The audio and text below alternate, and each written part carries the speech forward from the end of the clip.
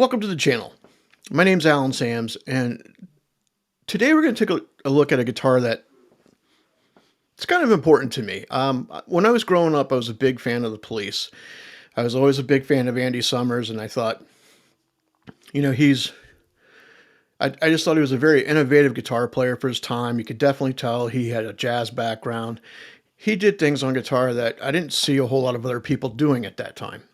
And it's something I always respected.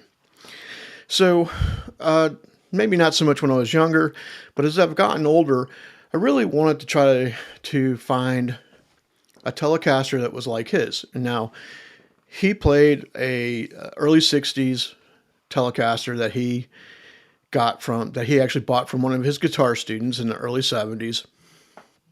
And it was very heavily modded. It had a Gibson, a Gibson humbucker in the neck, and it had like a 59 tele pickup in the bridge that was glued that was screwed directly to the body. It had it had this cracked brass bridge on it. It had an overdrive circuit in it that there would be like a third knob here that he could blend that in. And then there was a switch that would turn that overdrive circuit on. And then there was another switch up here that would actually take the guitar and put it out of phase.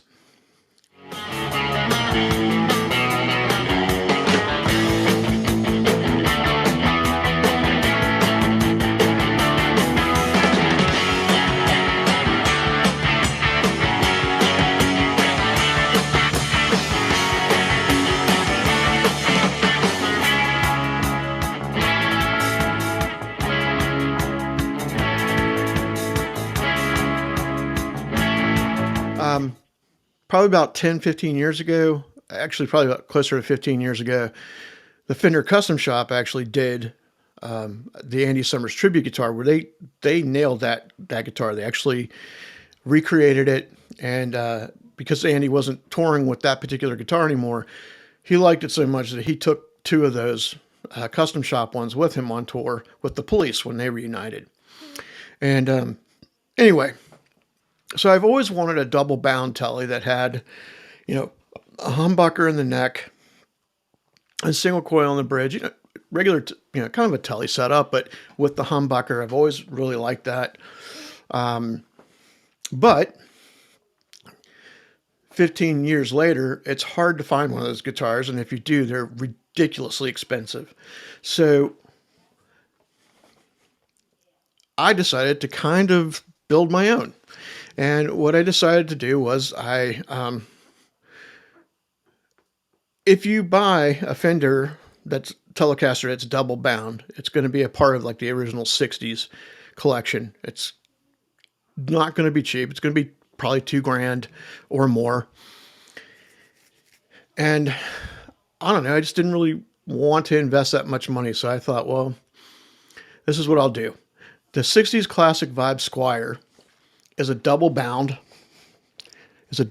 tele. It looks fantastic, always has. And so what I decided to do was I bought a Squire Classic Vibe double bound 60s tele, and I gutted it just for the body because all I wanted was the body itself. I then worked with a technician that I trust at Sam Ash. And I had, the next thing I got was the Fender.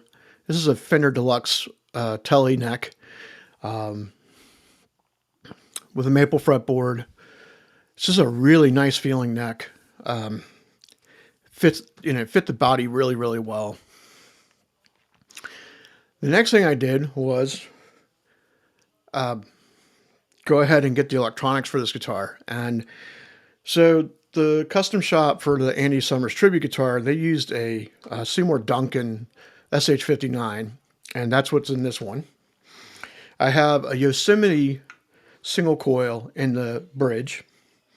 This is a 62 bridge. Instead of trying to find a bridge that was like Andy's, which was not in very good shape, I went ahead and just upgraded, took the bridge off of the Squire and upgraded it to a 62 Fender bridge.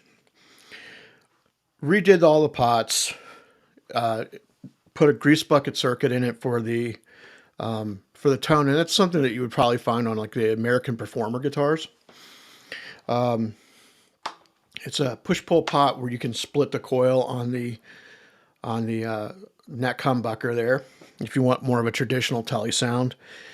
And just I had everything redone. I had the input jack redone. I had all this done, and it turned out.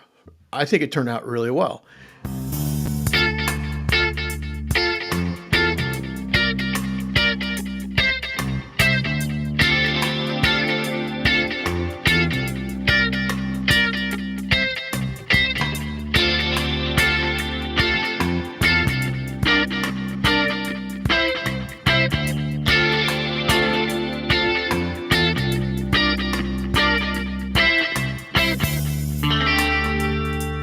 The reason I kind of debated with myself whether I was going to do a video on this guitar or not, because it's not really one that you can just go out and purchase, and it's not one that you can really just, I don't know.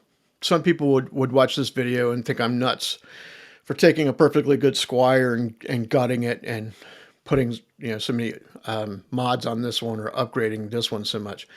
But there gets to be a time, I think, the longer you play, that sometimes it's okay to get those bucket list guitars. Sometimes it's okay to maybe do something a little bit different. This guitar will mean a lot more to me than just finding an Andy Summers guitar and paying 5-6 grand for it.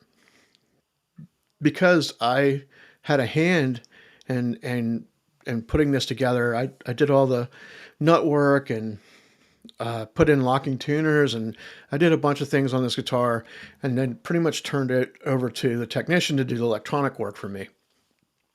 And so I think because I had an actual hand in the in building this or constructing this, I think it's going to mean a lot more to me, and it's not something I'm going to want to get rid of.